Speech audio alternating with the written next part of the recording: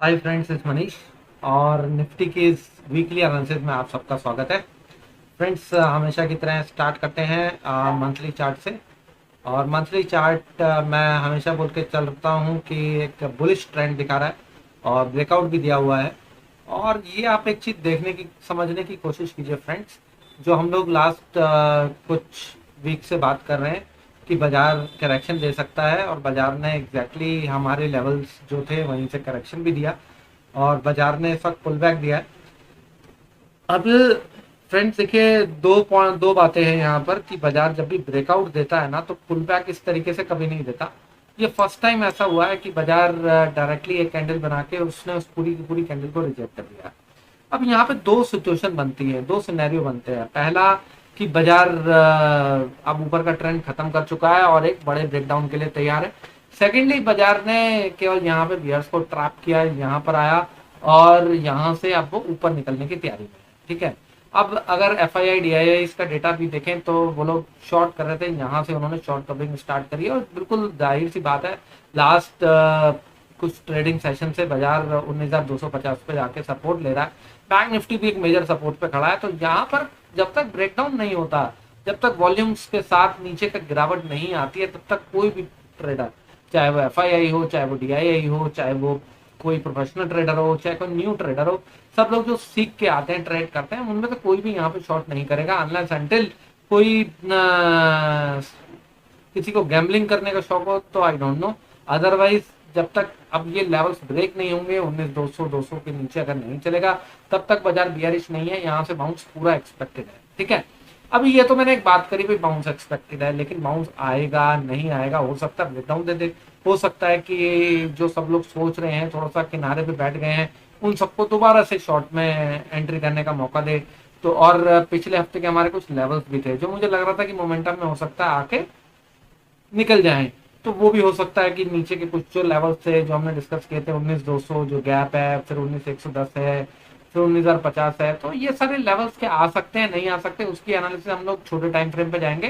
फिलहाल इस कैंडल से डरने की जरूरत नहीं है जो करंट मंथ की बन रही है। ये कैंडल अभी तक कोई डिसाइसिव कैंडल नहीं है जब तक कि इसके नीचे कोई प्राइस एक्शन नहीं बनता, और ये वैसे भी अभी तक मंथ खत्म नहीं हुआ है। हो सकता है कि इसके ऊपर चला जाए और कोई डोजी कैंडल बने। इनसाइड बार कैंडल अभी तक फॉर्म हो रही है, इसके नीचे अभी तक बाजार गया नहीं है। ठीक है। तो अभी तक हम लोग मंथली चार्ट के हिसाब से बाय डिप्स मार्केट के अंदर है, कोई सेल ऑन राइज वाला हिसाब नहीं है। हम लोग वीकली चार्ट की तरफ, मैं थोड़ा सा क्विकली खींच रहा हूँ फ्रेंड्स। वीकली चार्ट की तरफ आते हैं। वीकली चार्ट क्या बता रहा है? देखिए, वीकली चार्ट ये बता रहा है कि कंटिन्यूस हम लोग लोअर लो बना रहे हैं।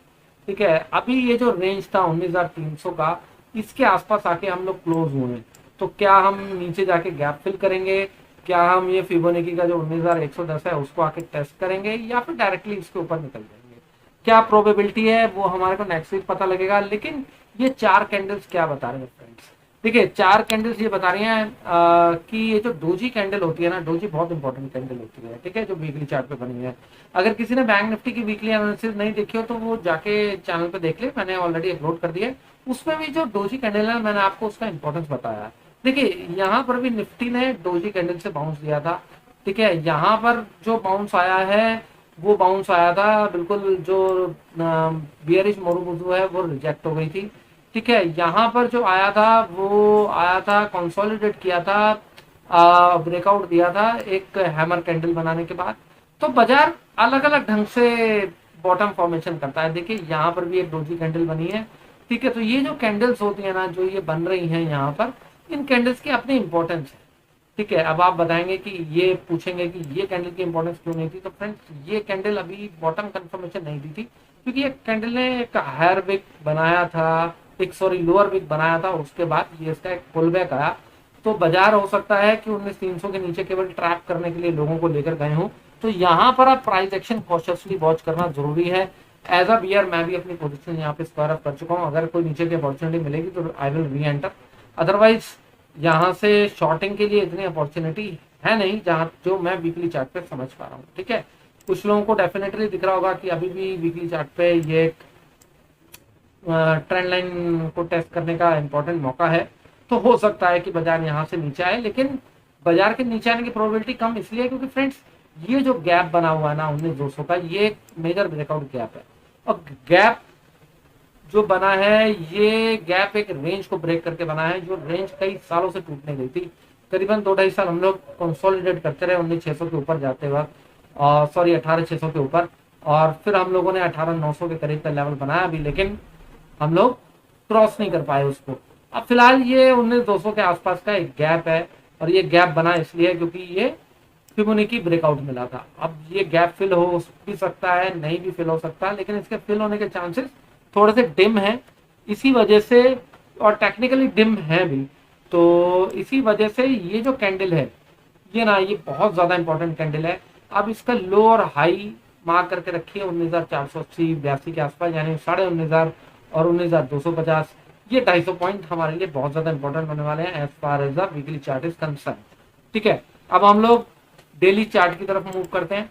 ठीक है, और थोड़ा सा इसको ना समझने के लिए डेली चार्ट जरूरी है। तो देख लीजिए डेली चार्ट क्या बता रहा है। ये लास्ट 4 दिन से एक रेंज में कारोबार हो रहा है, बाजार लास्ट 4 दिन से कहीं नहीं जा रहा। ठीक है, नीचे गया, बॉटम ये एक हैमर बनाई, फिर मोरोबुजो बनाई, फिर बियरिश मोरोबुजो बनाई, फिर ये आके डोजी बनाया। तो ये 4 दिन से एक रेंज बन रही है, केवल टाइम पास हो रहा है। तो ये क्यों टाइम पास हो रहा है?